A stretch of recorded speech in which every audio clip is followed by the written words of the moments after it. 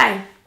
So when we moved into this apartment, I realized a huge dilemma about apartment hunting if you want to keep your apartment neat and if you want to live in a space that is not filled with a lot of stuff. So if you move into a furnished apartment with that mindset, then you will probably end up with a lot of clutter. On top of that, it is not your clutter, it is someone else's clutter, therefore you cannot do anything with it. The only thing you can do is to hide all that clutter, which is what I did, which I think is really the only way to deal with that. So therefore it seems like taking an unfurnished apartment is a better idea if you want to really keep your apartment neat and if you don't want to end up with a lot of stuff in it. However, if you take an unfurnished apartment, then it is usually really unfurnished, up to the point where it can happen that it doesn't even have a washing machine, and the unfurnished apartments don't have a bed either. And the bed is kind of a necessity that I think most of us can agree on is needed. And I think most of us also have the need for a couch and for a table as well, and for some basic kitchen appliances like glasses and dishes and stuff like that. So if you move into a really unfurnished apartment, then you have to bring your own stuff. But I don't think that any of us want to buy furniture and kitchen appliances into an apartment that we will be only staying at for a couple of years tops, because it can easily happen that the furniture that you bought will not be good in the next apartment that you are gonna take. Then what are you doing with that particular furniture? It might be that you bought a bed and the next apartment will have a perfect bed, however won't have a couch, and then you won't need a bed, then you will need a couch. Then you can see where I'm going with this. And I know that you can sell all this stuff, but the time that you spend selling that stuff is also valuable. Plus, buying a couch, buying a bed can still take a lot of time and can be a huge investment.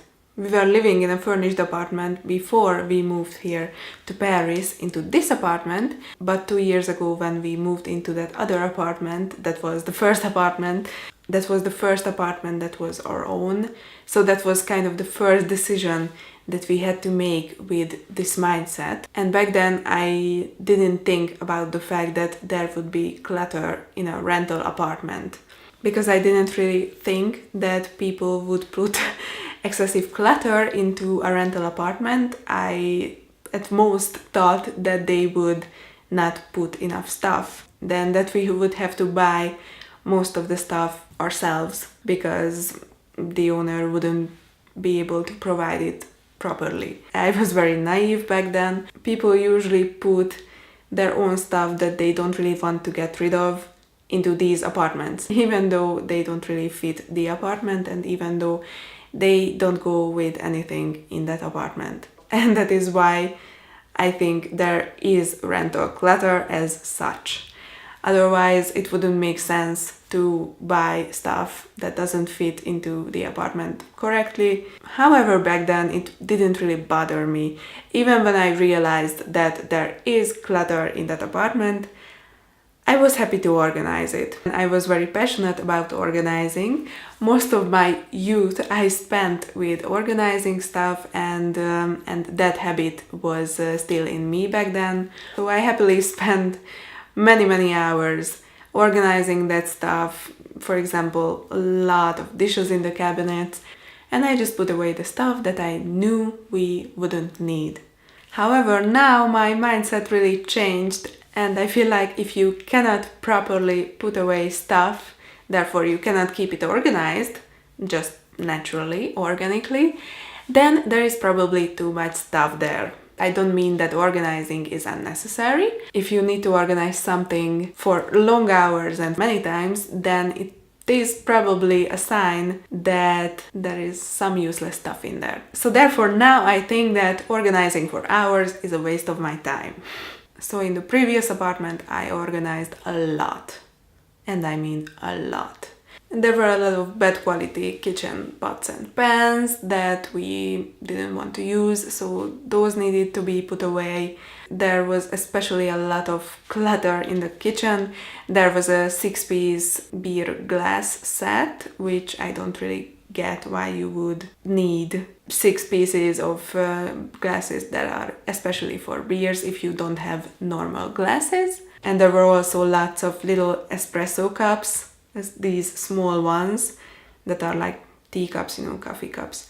Instead of those, it would have been nice to have nice big teacups, for example. So the entire kitchen really gave the vibe that people just left behind all the stuff that they didn't need. And there was also a lot of furniture that was not useful. For example, there was a big trunk that was for decoration and that you would use, I guess, to store stuff in.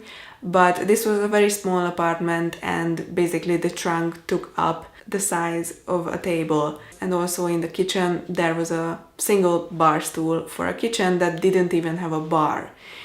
So there was a lot of useless and just unreasonable stuff for an apartment that was this small.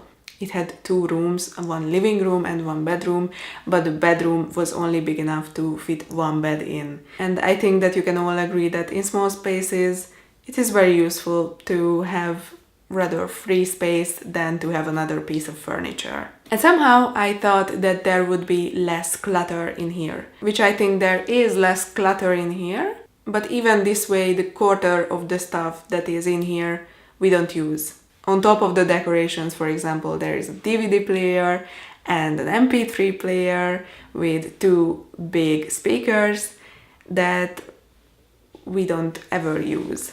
And we are only staying here in this apartment for 4 months, and there is only 2.5 months left of that. So quickly the time is approaching that we need to look for another apartment. And I don't really know what to expect from the next apartment that we maybe can find.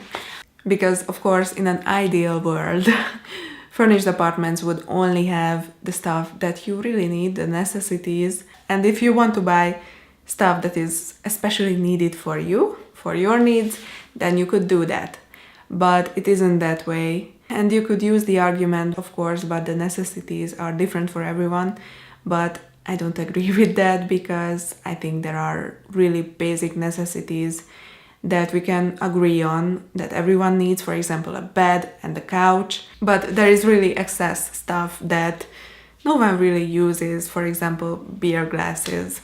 I mean, I think that you only need beer glasses if you really have a big collection of different glasses for different kinds of spirits and wine, but that is not the case if you rent a basic apartment.